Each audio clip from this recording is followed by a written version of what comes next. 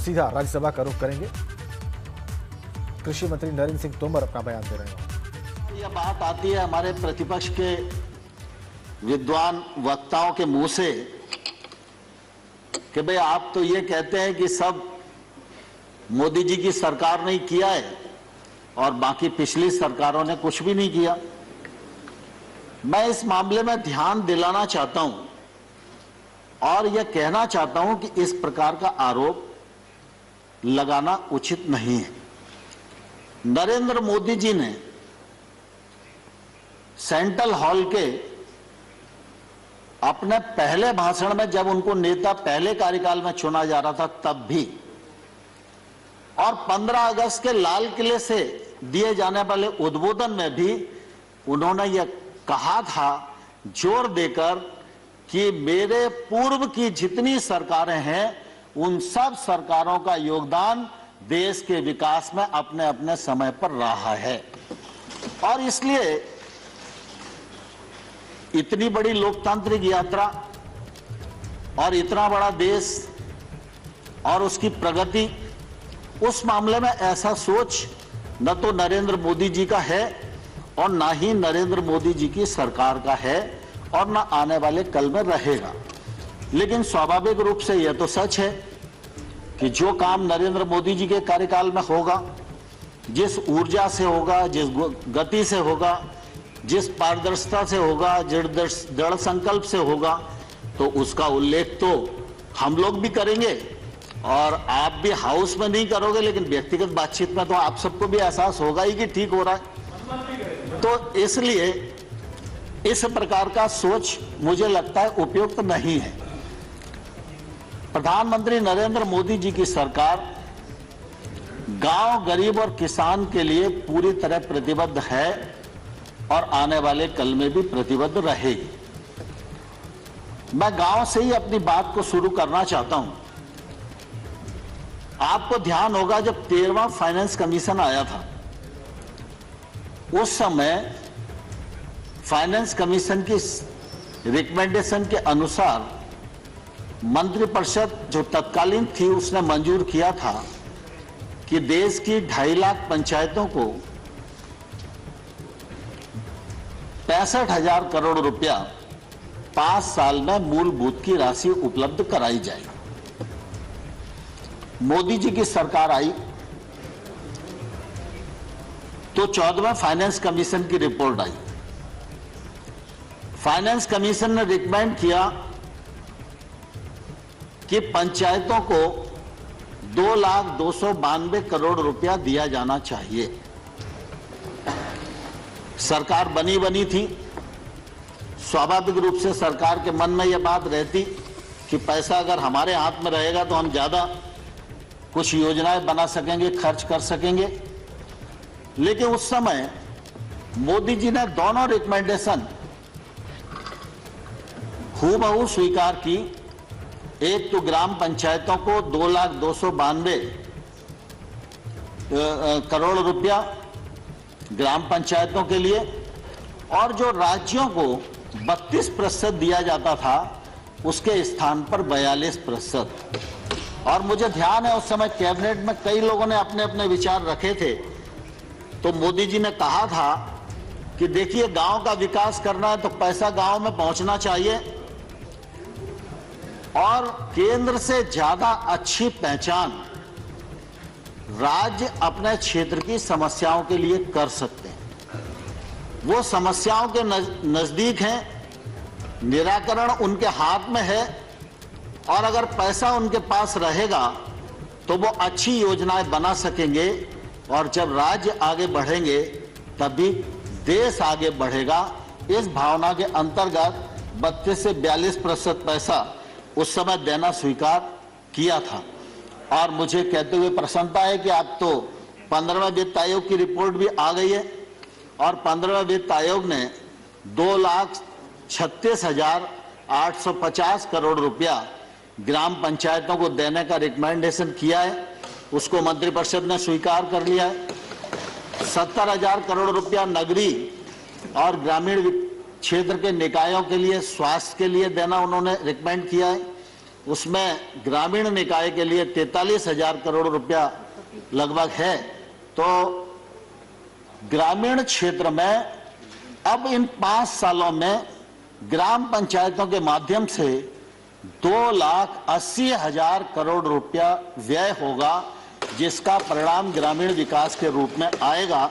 यह मैं आप सबके समक्ष इस समय कहना चाहता हूं। दूसरा, माननीय उप सभापति महोदय,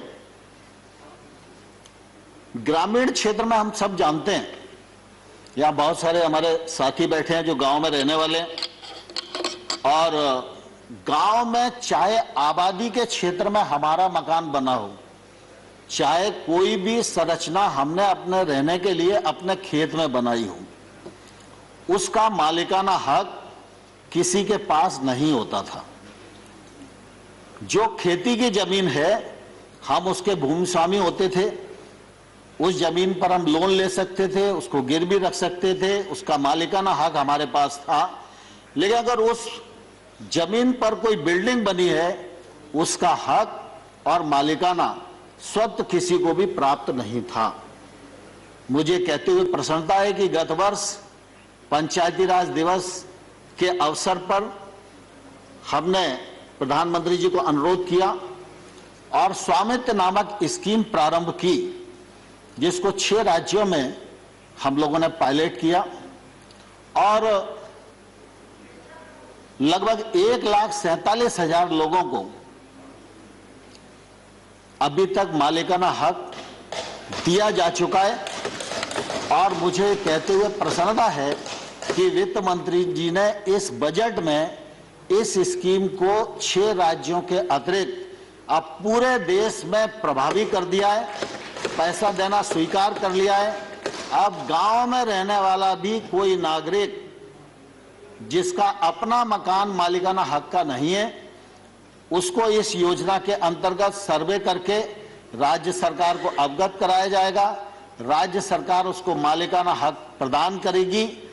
अब अगर उसकी जमीन से कोई सड़क निकल रही है और उसका मकान प्रभावित हो रहा है, तो शहर की भांति ही उसके मकान का भी आकलन होगा और उसको मुआवजा राशि उसी हिसाब से मिलेगी। अब यह मकान की जो संपत्ति है, यह संपत्ति बैंक में भी गिरवी रखी जा सकेगी।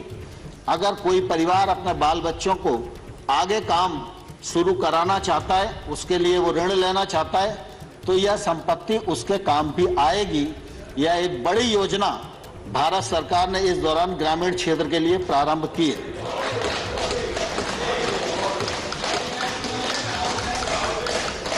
दूसरा, माननीय सभापति महोदय, मनरेगा, यह तो सच है कि आप सबके कार्यकाल में प्रारंभ हुआ।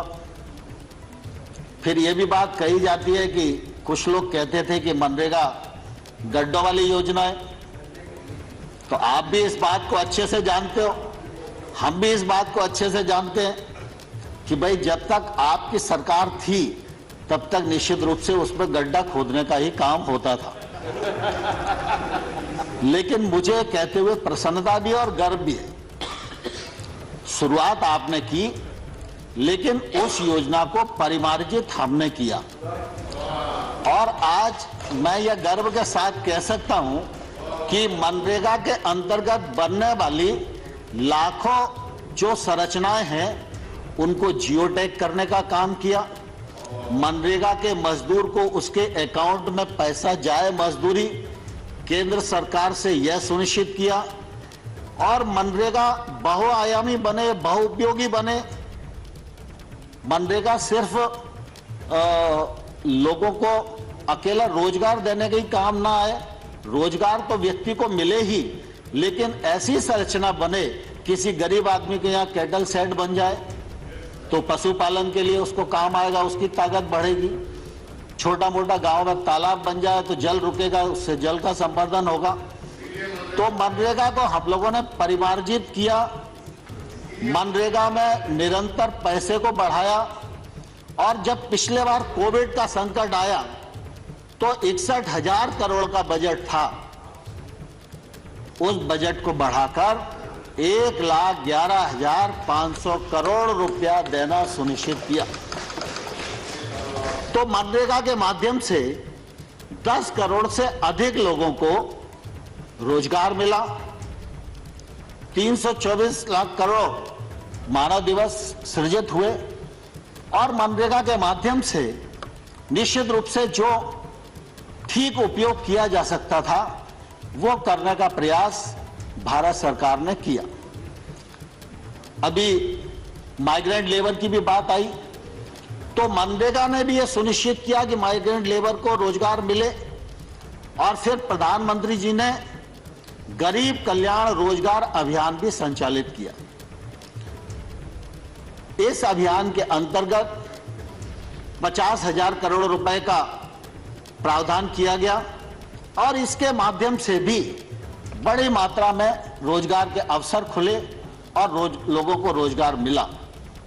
मुझे कहते हुए प्रसन्नता है कि देश में चाहे बड़ी सड़क बने, चाहे चतुर्भुज योजना बने और चाहे छोटे से छोटे गांव में गांव का व्यक्ति भी डामरीकृत सड़क को जोड़ पाए, उसका उपयोग कर पाए, यह कल्पना भारत के पूर्व प्रधानमंत्री अटल बिहारी वाजपेयी जी ने की थी। अटल बिहारी